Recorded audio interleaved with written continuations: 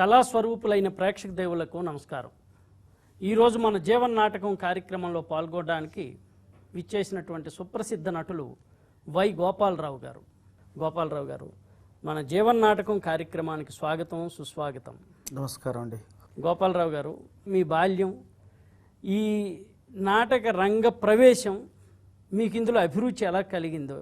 మాది శ్రీకాకుళం జిల్లా సంతకవేట మండలం మందరాడి గ్రామం. మా నాన్నగారు ఎడ్ల రామమూర్తి గారు, మా అమ్మగారు లక్ష్మమ్మ గారు. మా నాన్నగారు కూడా అప్పటి కళాకారుడే. నన్ను కూడా చిన్నప్పుడే నా 8వ సంవత్సరం నుంచే వేషాలు వేయడం ప్రారంభించారు.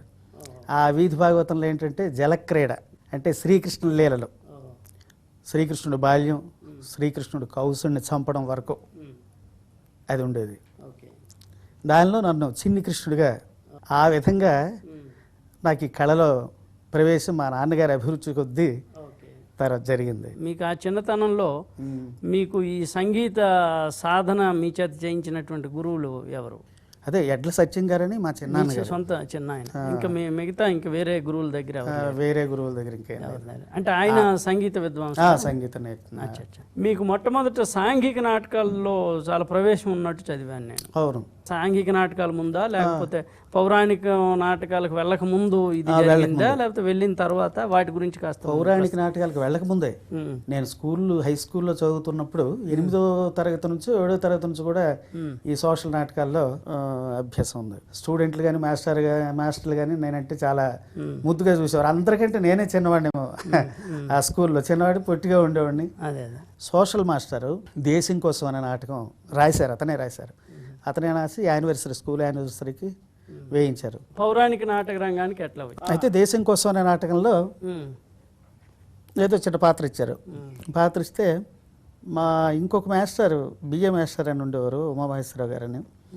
ఆయన వీడికి వేషం ఏమిటి, వీడేమిటి అంటాడు, వీడిని ఎందుకు పెట్టారండి అని అన్నారు. అది నేను బాగా మనసులో పెట్టుకున్నాను.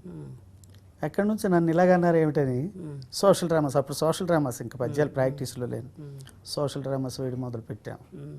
ప్రతిదీ బాగా సక్సెస్ అయింది. అది అయిన తర్వాత చాలా మెచ్చుకున్నారు అనుకోండి. అది బాగా నాకు ఇన్స్పిరేషన్ అయిపోయింది. అక్కడ నుంచి సోషల్ నాటకాలు ఆగండి కొంచెం ఆలోచించండి, గణేష్ పాత్ర రాసింది. పావల అది గణేష్ పాత్ర.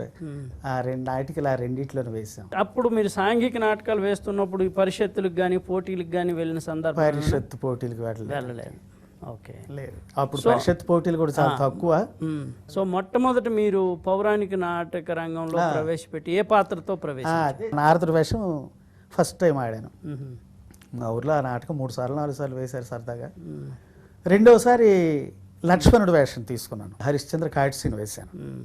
కాట్ సీన్ అయిపోయింది, చాలా బాగుంది. ఈ చెక్కబజ నాటకం ఎందుకు, హరిశ్చంద్ర నాటకం తీసుకుందాం అనేసి అదే సమాజంతో మరికొందరు వేసుకుంటూ హరిశ్చంద్ర నాటకం తీసి హరిశ్చంద్రలో 2వ హరిశ్చంద్రుడు వారణాసి నుంచి అభ్యాసం చేయడం జరిగింది. ఫస్ట్ అసలు ఆ విధంగా హరిశ్చంద్రుడి పాత్ర. మరి నక్షత్రకుడిగా మీకు మంచి పేరు వచ్చింది అట్లా? అది ఎలా? అప్పుడు ఫేమస్ మా ఏరియాలో బొమ్మన తవిటి గారు అనే ఉండేవారు. ఆ బొమ్మన తవిటి గారిని చంద్రమతిగా బుక్ చేసుకుని, అంటే పెద్ద ఆర్టిస్ట్ని బుక్ చేసుకుంటే ఒక గుర్తింపు అనేది కనబడుతుంది. తర్వాత జనం కూడా మా నాటకం అంటే ఎవరు వస్తారు, ఆ బొమ్మన తవిటి గారు వస్తున్నారంటే వస్తారు జనం. ఆ రకంగా జనం వస్తారని దానిలో అతను బుక్ చేసుకుని ఆడిన తర్వాత అతని నాటకం అయిపోయింది. గోపాలరావు బాగుంది, హరిశ్చంద్ర. కానీ నువ్వు నక్షత్ర వేషం వేస్తే నీ స్ట్రక్చర్కి నీ క్యారెక్టర్ సరిపోద్ది, అప్పుడు బాగా సరిపోద్ది. నువ్వు ఈ వేషం ఎందుకు ఎంచుకున్నావు? నేను ఎంచుకున్నదేం కాదు, ఏదో నేర్చుకున్నాను, ఆడాను అంతే. అయితే మా ట్రూప్లో నక్షత్రుడు ఆడతావా? మా బ్రహ్మాండ, నాకు అంతకంటే ఎలాగోగలా నాటకాలు ఆడడమే కావాలి. వాళ్ళ ట్రూప్లో నక్షత్రుడిగా వెళ్ళాను. తర్వాత ఇతర హరిశ్చంద్రులతో కూడా నక్షత్రుడికి వెళ్ళేవాడిని. నక్షత్రుడే పద్యం చదివి అలాగే వదిలేసి అక్కడికి అంతవరకే ఉండేది. ఆ తర్వాత వాయిస్ కాస్త రేంజ్ పెరిగిన తర్వాత రాముడు వేషం నేర్చుకున్నాను. అందుకే మీకు అమృతరాముడు అని బిరుదు వచ్చింది. అమృతరాముడు. రాముడు వేషంతో ఏ నాటకాలు చేశారు? శ్రీరామాంజనేయ యుద్ధం మొట్టమొదట అక్కడ మా కుర్రాళ్ళతో బుల్లిబాబు అని అతను ఉండేవాడు, ఆంజనేయుడు. అతనితో రాముడు వేసేవాడిని. తర్వాత లక్ష్మణరావు గారు సంపదతో వేసినటువంటి రామాంజన యుద్ధం వారసీన్లోంచి ఒక్క పద్యం చెప్పండి. హనుమ, నిన్ను క్షమించునంతటి శక్తివంతుడనా నేను?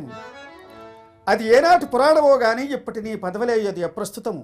ఏలనందువా ప్రయోజనము సిద్ధించినవనుక భగవచ్చక్తి వృద్ధాప్యము వచ్చి భక్తిభావమునకు నీరస స్థితి ఏర్పడును.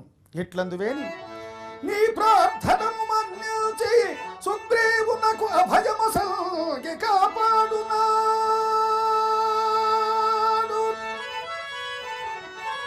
వైరుధ్యమేలేని వాడిని వధించి సామ్రాజ్య దానము సలుపునాడు. అసురాడి చేత నిన్ను అంతముగానీక చిరజీవు చేసి రక్షించునాడు.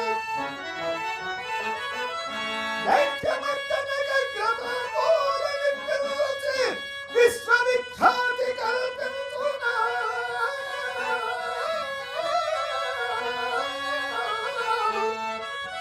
భావి సృష్టికి నవ బ్రహ్మమై జగన గలయగమవంచు నిన్ను దీవించునాడు. అవసరాలకు ఇలవేల్పునైతి గాని ఇప్పుడు మరి శ్రీరాము తోడ నీకు. జనాలకి బాగా పరిచయం అయిపోయిన వేషం అది అయిపోయింది. నేను ఇప్పుడు రాముడు వేస్తానని కూడా కొందరికి తెలియదు. రివ్వును పద్యం ఉందా దాంట్లో? రివ్వున ఉంది. అది లేకపోతే లైఫే లేదు. న్యాయముగా నాకు రావాల్సిన బతుము నేను తీసుకున్నట్టు అన్యాయమా?